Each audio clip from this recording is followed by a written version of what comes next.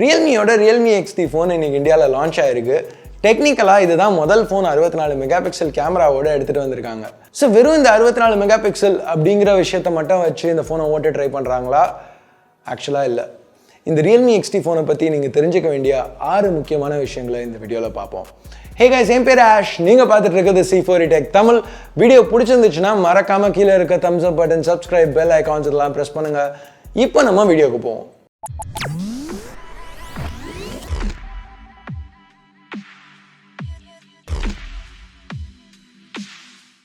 So வீடியோவை முதல்ல அந்த 64 மெகா பிக்சல் கேமராலேருந்து ஆரம்பிப்போம். ஏன்னா அது ஒரு மேஜரான விஷயம் தான் இந்த ஃபோனில். ஸோ Realme XTல பின்னாடி 4 கேமராஸ் கொடுத்துருக்காங்க. அதோட ப்ரைமரி சென்சர் 64 மெகா பிக்சல்ஸ். இது ஒரு சாம்சங் சென்சர், GW1 சென்சர். இது ஒரு ஃபாஸ்டான f1.8 லென்ஸோட வருது. இதில் நிறைய பிக்சர்ஸ் எடுத்து பார்த்தோம், நல்லாவே வந்துச்சு இந்த பிக்சர்ஸ். இங்கே நான் நோட்டீஸ் பண்ண விஷயம் என்னென்னா, டைனாமிக் ரேஞ்ச் இன்னும் கொஞ்சம் பெட்டராக இருந்திருக்கலாம். இங்கே இந்த வானத்தை பார்த்தீங்கன்னா உங்களுக்கே தெரியும், கலர்ஸ் கொஞ்சம் அப்படியே பிளெண்ட் ஆன மாதிரி இருந்துச்சு. கலர்ஸ் பற்றி பேசையில் கொஞ்சம் நல்லாவே பஞ்சியாக இருந்துச்சு. ஸோ இங்கே இந்த கிராஸை பார்த்தா நல்லா வைப்ரண்ட்டாக வந்துருந்துச்சு. டீட்டெயில் லெவல்ஸ் எதுவும் குறை சொல்லிக்கிற மாதிரி இல்லை. இப்போ சோனியோட IMX586 சென்சரோட கம்பேர் பண்ணையில் இது Realme Xல எடுத்த ஷாட்ஸ். பெருசாக டீட்டெயில் லெவல்ஸில் வித்தியாசம் எதுவும் இல்லை. கலர்ஸ் ஆனால் Realme Xல இன்னும் நேச்சுரலாக வந்துச்சு. டைனாமிக் ரேஞ்சும் Realme Xல பெட்டராக இருந்துச்சு. ஸோ இப்போ ட்விட்டரில் சில பேர் கேட்டிருந்தீங்க, டீட்டெயில் லெவல்ஸில் நிறைய வித்தியாசம் இருக்கா, இது 64 மெகா பிக்சல்ஸுங்கிறதுனால ரொம்ப பெட்டராக இருக்கா அப்படின்னு. நார்மல் ஃபோட்டோஸில் பெருசாக எந்த வித்தியாசமும் இல்லை. அதனால 48 mega pixels versus 64 mega pixels அப்படின்னு ஷார்ட்ஸ் எடுத்து பார்த்தேன். ஸோ அப்படி எடுத்து பார்க்கல, ஸோ இங்கே இந்த வீட்டோட இமேஜில் கொஞ்சம் ஜூம் இன் பண்ணி பார்த்தா அந்த ரெட் மாஸ்கில் XTல டீட்டெயில்ஸ் கொஞ்சம் பெட்டராக இருந்துச்சு.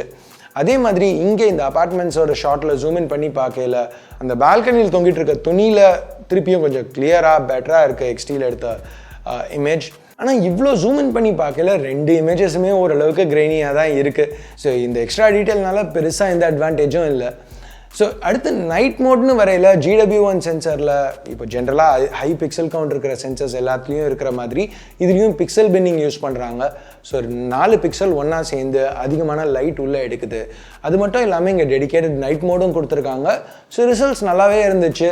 Realme X அந்த சோனி IMX586 சென்சர்னால வர அந்த லோ லைட் இமேஜஸோட இங்கே பெட்டராகவே இருந்துச்சுன்னு சொல்லலாம். இந்த சைட் பை சைடு இமேஜஸ் வச்சு பார்க்கல டீட்டெயில் லெவல்ஸ் ஈக்குவலாக இருந்துச்சு. ஆனால் கலர்ஸ் XTல இன்னும் கொஞ்சம் பெட்டராக இருந்துச்சு. ஸோ ஓவரால் இந்த 64 மெகா பிக்சல் கேமரா நல்லா தான் பெர்ஃபார்ம் பண்ணுச்சு. ஸோ சாம்சங்கோட போன ஜென்ரேஷன் ஹை மெகா பிக்சல் கேமரான்னு பார்த்தா GM1, இது நம்ம Redmi Note 7Sல பார்த்தோம். சோனியோட IMX586 அதோட ரொம்பவே பெட்டராக இருந்துச்சு. பட் இப்போ இந்த GW1 சென்சர் சோனியோட கம்பேர் பண்ணையில் ஈக்குவலாக இருக்க, சில இடத்துல கொஞ்சம் பெட்டராகவும் பெர்ஃபார்ம் பண்ணுது. அதுக்காக 64 மெகா பிக்சலுங்கிறதுக்காக சோனியோட ரொம்ப பெட்டராக இருக்குன்னெலாம் எதிர்பார்க்காதீங்க. ஏறக்குறைய ஈக்குவலாக இருக்குது, சில இடத்துல பெட்டராக இருக்குது, சில இடத்துல கம்மியாக இருக்குது. மற்றபடி மற்ற 3 கேமராஸ்னு பார்த்தீங்கன்னா இங்கே ஒரு 8 mega pixel ultrawide, 2 mega pixel macro, 2 mega pixel depth sensor இருக்குது. பட் இதெல்லாம் அப்படியே Realme 5 Proல உள்ள அதே செட்டப் தான். Realme 5 Pro பற்றி கடைசி சில வாரத்தில் நிறையவே பேசிட்டோம். ஸோ அதை பற்றி நான் திருப்பி இங்கே பேச போகிறதில்ல. ஸோ நம்பர் 2, இது நான் அன்பாக்சிங்கில் பண்ண ஒரு சின்ன தப்பு, பில்ட். Realme ஃபோன்ஸ் ஜென்ரலாக பார்க்க நல்லா இருக்கும், ஆனால் பில்டுக்கு மெட்டீரியல்ஸ்னு பார்த்தா எப்போவுமே பிளாஸ்டிக் தான் யூஸ் பண்ணுவாங்க.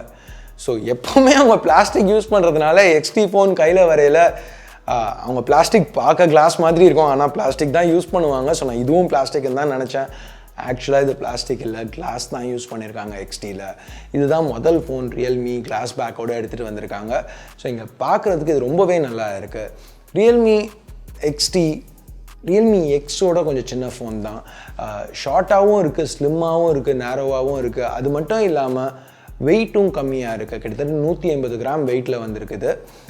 ஸோ இது பார்க்க நல்லா இருக்குது, கையில் ஃபீலும் நல்லா இருக்குது. ப்ளஸ் பின்னாடி அந்த எட்ஜஸ் கர்வாக இருக்கிறதுனால கையில் யூஸ் பண்ணுறதுக்கு கொஞ்சம் வசதியாக இருக்குது. 3வது அந்த display finger print scanner. So Realme X மாதிரியே இங்கேயும் ஒரு Full HD + Amoled பேனல் கொடுத்துருக்காங்க. ஆனால் இது கொஞ்சம் ஒரு டவுன் கிரேட்னு சொல்லலாம். ஏன்னா இந்த தடவை முதல்ல டிஸ்பிளே கொஞ்சம் சின்னதாக இருக்குது, 6.4 இன்ச் டிஸ்பிளே தான். அடுத்து இன்னும் முக்கியமான விஷயம் என்னென்னா, இப்போ இது ஒரு ஃபுல் ஸ்க்ரீன் டிஸ்பிளே கிடையாது. Realme இப்போ எப்படி ஓவரால் ஃபோனை சின்னதாக வச்சுருக்காங்கன்னா, இங்கே அந்த பாப்அப் கேமராலாம் அவங்க யூஸ் பண்ணல. அந்த 16 மெகா பிக்சல் செல்ஃபி கேமராவை இந்த சின்ன நாட்சில் கொடுத்துருக்காங்க. ஸோ ஸ்க்ரீன் ஆனால் இன்னமும் நல்லா தான் இருக்குது, ஏன்னா இது ஒரு AMOLED பேனல். ஸோ நல்லா பிரைட்டாக லைவ்லியாக இருக்குது. வைட் L1 சப்போர்ட் இருக்குது. ஸோ HD ஸ்ட்ரீமிங் அவைலபிளாக இருக்குது. ஃபிங்கர் பிரிண்ட் சென்சர் இன்னும் டிஸ்பிளேக்கு அடியில் தான் இருக்குது. ஸோ Realme Xல பார்த்த மாதிரியே ஃபாஸ்ட்டாக ஸ்னாப்பியாக தான் இருந்துச்சு. நாலாவது Snapdragon 712 AI. ஸோ இப்போ ஏற்கனவே நம்பர் 4க்கு வந்துட்டோம். ஸோ இந்த சிப் நம்ம நிறைய ஃபோன்ஸில் பார்த்துட்டோம். Realme 5 Pro, Vivo Z1 Pro, இப்போ Vivo Z1 X இதிலலாம் பார்த்துருக்கோம். ஸோ Snapdragon 712 ஒரு சாலிடான பெர்ஃபார்மர்னு சொல்லலாம். அதே மாதிரி தான் இங்கே XTலையும் பெர்ஃபார்ம் பண்ணுது. ColorOSோட சேரையில் இங்கே எக்ஸ்பீரியன்ஸ் நல்லா ஸ்டேபிளாக ஸ்மூத்தாக இருந்துச்சு.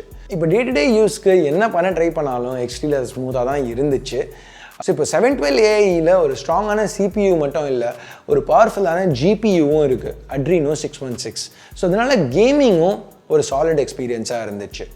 அது மட்டும் இல்லாமல் ஏஐயும் இங்கே ஃபோக்கஸில் இருக்கிறதுனால இப்போ AI functionality, for example camera ஆப்பில் உள்ள ஏஐ ஃபங்க்ஷன்ஸ் எல்லாமே கொஞ்சம் நல்லா குவிக்காக இருந்துச்சு.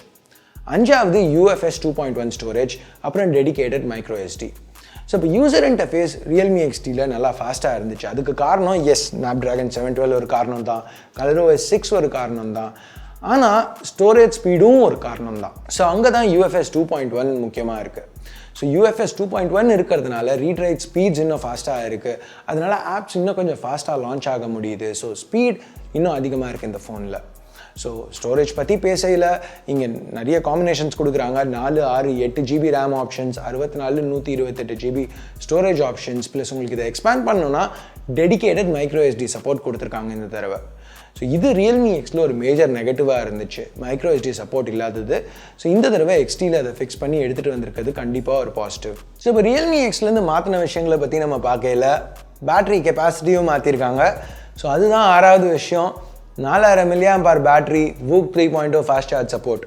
ஸோ ஒரு ஃபாஸ்டான ப்ராசஸர், நல்ல டிஸ்பிளே, தாறுமாறான கேமராஸ் இதெல்லாம் இருந்துச்சுனாலும் அதெல்லாம் யூஸ் பண்ணுறதுக்கு நம்மளுக்கு நல்லா தாங்குகிற பேட்டரி வேணும். ஸோ அதையும் இங்கே Realme கரெக்டாக எடுத்துகிட்டு வந்திருக்காங்க. ஏன்னா இங்கே 4000 mAh பேட்டரி கொடுத்துருக்காங்க. ஸோ ஹெவியாக யூஸ் பண்ணாலும் ஒரு நாள், மோஸ்ட்டாக எல்லாருக்குமே ஒரு நாள் இந்த பேட்டரி ஈஸியாக தாங்கணும். அப்படி உங்களுக்கு பேட்டரி காலி ஆச்சுனாலும் 20 வாட் VOOC 3.0 ஃபாஸ்ட் சார்ஜர் பாக்ஸ்லேயே இன்க்ளூட் பண்ணியிருக்காங்க. ஸோ அதை யூஸ் பண்ணி ரொம்ப ஃபாஸ்ட்டாக சார்ஜ் பண்ணிடலாம். ஸோ அவ்வளோதான் இந்த வீடியோவுக்கு. Realme XT பற்றி நீங்கள் தெரிஞ்சுக்க வேண்டிய 6 ரொம்ப முக்கியமான விஷயங்கள். இது ஆக்சுவலாக 7 விஷயமா இருந்திருக்கணும். ஏன்னா ப்ரைஸிங்கிறது கண்டிப்பாக எல்லா ஃபோன் பற்றியுமே நம்ம தெரிஞ்சிக்க வேண்டிய ரொம்ப முக்கியமான விஷயந்தான். ஆனால் இந்த வீடியோ நான் எடுக்கையில் எனக்கு அஃபிஷியல் ப்ரைஸிங் தெரியாது. எனக்கு ப்ரைஸிங் தெரிய வந்தவொன்னா கண்டிப்பாக கீழே உள்ள டிஸ்கிரிப்ஷன்லையும் சரி ஒரு கமெண்ட்லையும் பென் பண்ணுறேன். ஸோ அதை செக் பண்ணி பாருங்கள். பட் இந்த வீடியோ பார்க்கையில் உங்களுக்கு கண்டிப்பாக ப்ரைஸிங் தெரிஞ்சிருக்கும். ஸோ ப்ரைஸிங் பற்றி என்ன நினைக்கிறீங்க? கரெக்டான ப்ரைஸ்க்கு எடுத்துகிட்டு வந்திருக்காங்கன்னு நினைக்கிறீங்களா? இப்போ Redmi Note 8 Pro ரெண்டுமே கூடிய சீக்கிரம் வரப்போகுது. ஸோ அதை மைண்டில் வச்சுக்கிட்டு இங்கே ப்ரைஸிங் எப்படி இருக்குன்னு நினைக்கிறீங்க? என்ன ப்ரைஸிங்க்கு இதை எடுத்துகிட்டு வந்திருந்தா கரெக்டாக இருக்கணும்னு நினைக்கிறீங்க? அதையும் கீழே கமெண்ட்ஸில் சொல்லுங்கள். ஸோ அவ்வளோதான் இந்த வீடியோக்கு. பிடிச்சிருக்க என்ன நினைக்கிறீங்களோ அதை பேஸ் பண்ணி கீழே உள்ள thumbs up thumbs down பட்டனை ப்ரெஸ் பண்ணுங்கள். சப்ஸ்கிரைப் பண்ணலன்னா சப்ஸ்கிரைப் பட்டன் ஏற்கனவே சப்ஸ்கிரைப் பண்ணியிருந்தீங்கன்னா பக்கத்தில் உள்ள பெல் ஐக்கான் இதெல்லாம் ப்ரெஸ் பண்ணுங்கள். அப்போ தான் நான் போடுற வீடியோஸை நீங்கள் மிஸ் பண்ணாமல் பார்க்க முடியும். ஸோ அடுத்த வீடியோவில் உங்களை திருப்பி சந்திக்கிற வரைக்கும் என் பேர் ஆஷ். நீங்கள் பார்த்துட்டு இருக்கிறது C4 Tech Tamil. Have a nice day. Bye.